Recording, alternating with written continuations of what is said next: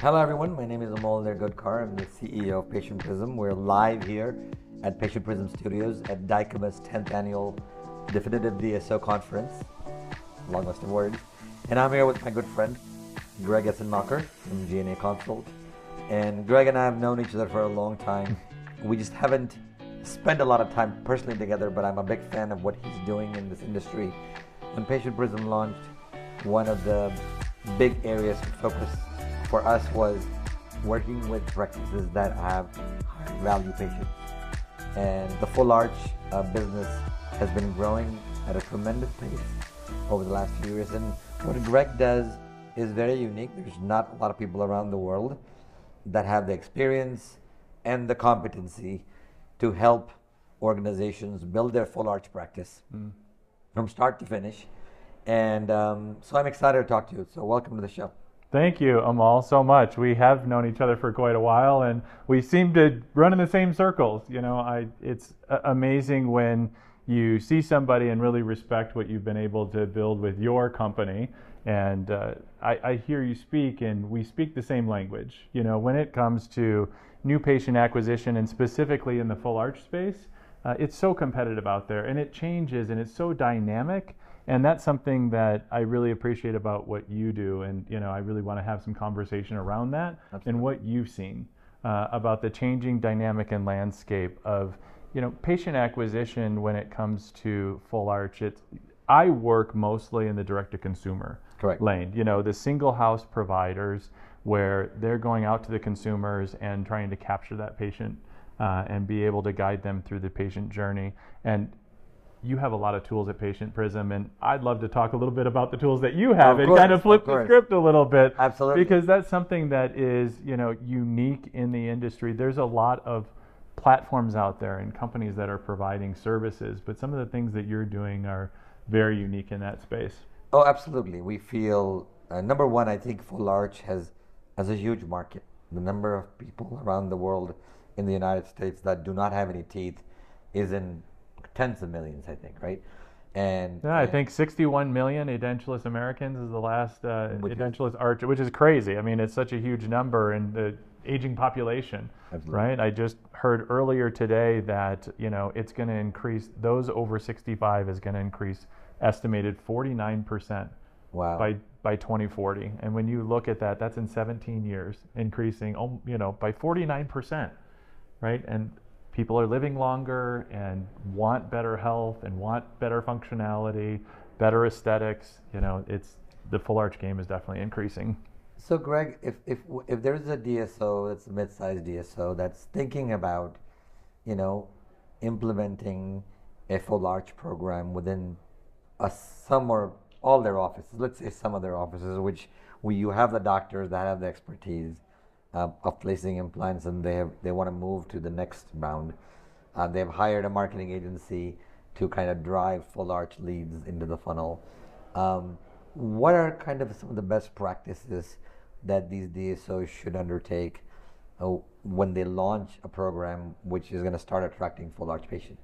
Well, and I love that you started by talking about having the clinicians that, you know, have the skill set within a DSO within a group, because that's critically important. Right. And having a plan before you even launch and embark on this, because, you know, clinically one side, but having the practices and having the entire team on board and having the plan in place of how do you engage with these patients. And first and foremost is how are you going to, having the marketing plan in place. Right. Great. You know, make the phones ring. Who's going to answer the phone? Right. It's a lot different to answer the phone for a new patient that you're going to book for a hygiene appointment and bring them into the practice than it is for, you know, somebody who has waited days, weeks, months, even years, who is dentally exhausted or fearful or, you know, it just doesn't have good oral hygiene in general, right, who has waited to make that call and then they don't answer the phone. Or they're not answering the phone because they're not answering it the same way. Correct. You know, for that type of treatment that you're trying to engage that patient and create that connection with the patient for a patient journey. And that's where some of the tools that Patient Prism has comes into play that are critically important. Absolutely. And having a call center or having the right team that are trained, coached, and the consistency. I'll give you one example real quick. So when I work with locations, teams, groups, being consistent in what something is called, right, critically important. Do you call it, a complimentary consultation? Are you talking about a CT scan? Or are you talking about a CBCT? Or are you talking about a CAT scan? It doesn't matter what you determine as a group, what you're going to call it. Right. But from your marketing on your website, where they're going to see first visually, right, to the first phone call touch point, to when they come into the office, the dental assistant, I call it a patient concierge, which is the person that's going to guide them through, right, to the clinician, to the treatment coordinator. Everybody should be using the same verbiage. That consistency, there is studies that prove that subconsciously it gives them the confidence that there is one process, one consistency across. It's so critically important. It's amazing that you talk about that, because I've talked about the patient journey for many years, and I talk it till I'm blue in the face. And you have been. Where at what point does the patient stop in their journey of trusting that I have chosen the right provider to take care of my health, right? And the moment they notice inconsistency of any kind, marketing, sales, customer service, front office, back office, doctor, any of these guys, anytime they feel inconsistency of language, inconsistency in how they're treated, they immediately, their radar kind of pops up and like, maybe I should not do this. And no matter how good your doctor is at that point, it doesn't matter, because the patient's not going to move forward. 1,000%. And the greater the dollar figure, right, the number of zeros on a treatment plan, right? And when you're in full arch, you're pretty much at the apex. I mean, there's others cosmetic, right? There are a few, but you're really at the apex of that. And it's really about the inconsistencies, and it's about how the patient feels on that patient journey, their experience. And one of my favorite quotes of all time is by Maya Angelou. Yeah. People will forget what you said, people will forget what you do, but they'll never forget how you made them feel. And how you make them feel, that goes to culture, that goes to so much, and they'll never forget how you made them feel. And that's that patient experience. And some simple things, people call it the handoff between, that continuity of care, if you will. I call it the hand up. I like to think of it as, I remember when I was a kid, right? When you're kids and you want to get over a fence, and you put your hands together and you give them that hand up. Right. And in a practice, from the time that the person taking the lead call to the time that they walk into the practice and in the reception area, to the patient concierge, to the doctor, to the treatment coordinator, every touch point, we got to hand them up. The hand up, whether it's a green sheet, a yellow sheet, in the system electronically, whatever it is, if there's something significant that a patient tells you, is that hand up, hand off, hand up happening throughout the practice? Whether it's somebody's getting married in December, or they're fearful of this, or whatever it is, the patient shouldn't have to explain that or say it more than once. 100%, and I agree with you so much. One of the things we preach at Patient Prism a lot is, you're not in the business of selling an arch. You're not in the business of selling a crown or a bridge. You're in the business of earning patient trust. And the only way you can earn their trust, by making them feel valued and important, that they're the most important person you're talking to at any point in time. And that shows, whether you're smiling or frowning, will show even if you don't see that person on the phone. You can tell. 1,000%. And that's where we feel, and the biggest impact we've made in this industry is in the full arch industry, because the value of saving a customer that's worth $40,000 is so high. Obviously, you're spending tons of money on marketing. On an average, if you ask some of the experts in marketing, they'll say it costs on an average $1,500 to $2,000 as a cost of acquisition of that lead. Oh, and that's if they're doing really well. Yeah, $2,000 to $3,000 is about the range. Right. But yeah. You could be $5,000, $10,000. I want to know who's doing the $1,500 to $2,000, because we'll pour gasoline on that fire to bring more patients. Absolutely more right. leads in. And imagine them calling and saying, okay, well, I'm looking for a They don't know what they're saying. So I'm looking for dentures. I'm looking for fixed dentures. Coaching them on how to really talk to that patient. Yeah. But imagine the patient got told, "Hey, it's going to be 50,000." That's it. And then the patient's like, "Holy cow! I'm sorry, I can't afford that." Conversation's over. Yeah. And we cannot create barriers. Right? The job of anybody in healthcare is to get the patient to better health. And anything that prevents them from getting better health. So people say, "Oh my God, selling is a bad word." It's not a bad word if you're moving the patient to better health. And one of the lessons we have learned from our amazing clients, oral surgeons, periodontists, who are doing, or GPs that are doing full arch work, is they have really trained their front office people to have a meaningful 15 to 20 minute conversation. It's not 5 minutes. It's not 7 minutes. It's not 10 minutes. It's somebody's going to spend $50,000. No matter who you are, it's not easy to come up with that kind of money. And you have to sell them more than just affordability. Affordable, you've called the right place. We have great doctors. And so that's where you come in, right? You can coach the front. Yeah. And you can also coach people in the middle of what that patient experience looks like after they arrive. Because obviously we can make them book an appointment in Patient Prism, which is critically important, because without that, nothing else there happens. There's no other opportunity. There's no patient. Yeah. But what do you do when you engage a new client, and how do you coach them through the process, through that journey of the patient, through the office, through treatment acceptance? Yeah, I mean, first and foremost, it's really understanding the baseline of, an assessment of where's the lay of the land, where are we starting from, because each structure is a little bit different of how are you handling the calls, what is the baseline of expectation, what are the metrics you have in place to be able to track, right? Because what you don't track, you can't attack. And you really have to attack. It's so competitive out there. You really have to make sure that you're attacking the areas and where can you get the most uplift initially. And that's what's most important. And then it's a matter of, sure, there is scripting, but I like to be able to and share with them scaffolding, right? Because it has to sound natural. It's here are the points that you're trying to establish with the patient that's on the phone. Here's the goals. And so when they come up with, obstacles or barriers to coming in, these are some of the ways you can talk through it. And it's conversational, right? Because, if it's script, it's robotic, right? But you certainly have to get from where you are to where you want to get to. So you give examples of, but also learning more about the individual. So that coaching and training takes time, just like I'm sure it is with your team. It's not a one size fits all, but there is some structure to it. When you're talking about, a patient experience, it starts with empathy. What does empathy look like? You have to literally lay out what empathy looks like and sounds like. That's so critically important. And there's 7 steps to what empathy sounds like, right?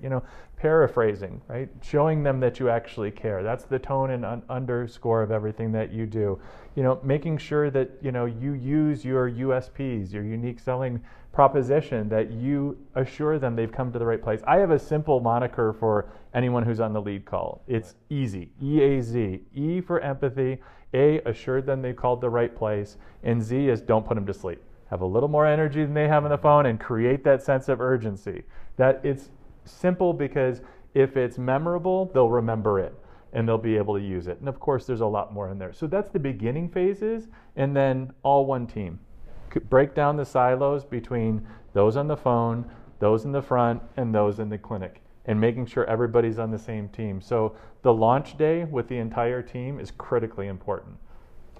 What kind of results have you seen when you go in after? How long does it take, number one? And what kind of results can these DSOs or dental practices expect after working with you?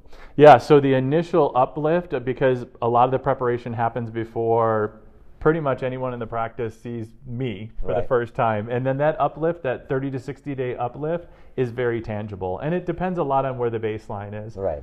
But the no-show rate typically will drop by double digits. Wow. Pretty much in that first 30 to 60 days, depending. If they have a call center, then it's a little different. But if they're taking those calls in practice at the practice level, nice. Double digits, 30 to 60 days with some simple coaching. Because that coaching, they have to have some type of call recording system, because we listen to the calls. It's daily that they send in some of the information to me, and then I respond back to it. That's one of the biggest pieces. With the treatment coordinators, a lot of times I'll do some of the high level, but I bring in coaches that are treatment coordinators that have been doing it for a long time and are rock stars, because I like to bring in those that know how to do the hits, right? know, so I do like the general contracting, and then I'm really working with bringing in strategic partners from the industry, because I think that's critically important. To improve, how do you see case acceptance rates rising after working with you? Yeah, so if they're in that the 20% range when it comes to that same day, or if within like 24 or 48 hours, usually that bump is somewhere in the 3 to 5%. So that's a quick turnaround for those that are on the lower end. Nice. The higher end ones are a little tougher to get to, and usually we don't tinker with that right away. So, but the numbers, when you're looking, it depends on the volume of the practice, and those are for more of those higher volume surgical centers that I've been working with. For a DSO that's looking to add full arch, then it really depends on the number of locations, what their structure is. We've seen with one group that I work with, which was pretty amazing. They had 6 locations. They were looking to add. They were kind of tinkering around, and they were doing a few full arches a week. We saw that of a 350% increase within the first 30 days, just with putting in some systems in place and doing some training and coaching. Myself, and I had 2 or 3 other coaches that were doing virtual as well. So that was a full-on implementation with a size of 6 locations. How do you think Patient Prism can impact full arch world in your view? Yeah, I think one of the most impactful ways initially would be with the call monitoring, really with the inflection points. And one thing that I love is that with Patient Prism, the data is available. It's the coaching to and understanding the data and being able to implement it right away. And that would be for those that are doing the calls that have decent call rates within practice level. What I really love for those that are, GP focused practice that are adding full arch to a GP is outsourcing, that don't have a call center. Outsource that to Patient Prism to allow them to actually book the appointments because of the trained and skilled team. That's so critically important. Eventually, if you get big enough and you grow into that, sure, absolutely. And I talk a lot about that in engagements that I have with clients, is what can you outsource reliably initially, and then when is the time, right, to transition? And I know that your philosophy of that is like, what can we do to be able to help? And then where does it transition to? And some clients are like, no, it's working, right? I'm not going to, don't break it. It's, if it's not broken, don't fix it, right? It's fine the way that it is. And also, and forgive me, I'm trying to think of the name of the product which shows the inflection of the tone of the conversation that happens. Well, I mean, I think we look at the conversational context. I mean, we have a product called Deep Lens, Deep Lens, yes. And Deep Lens basically looks at conversational context and understands very quickly what prevented the patient from moving forward.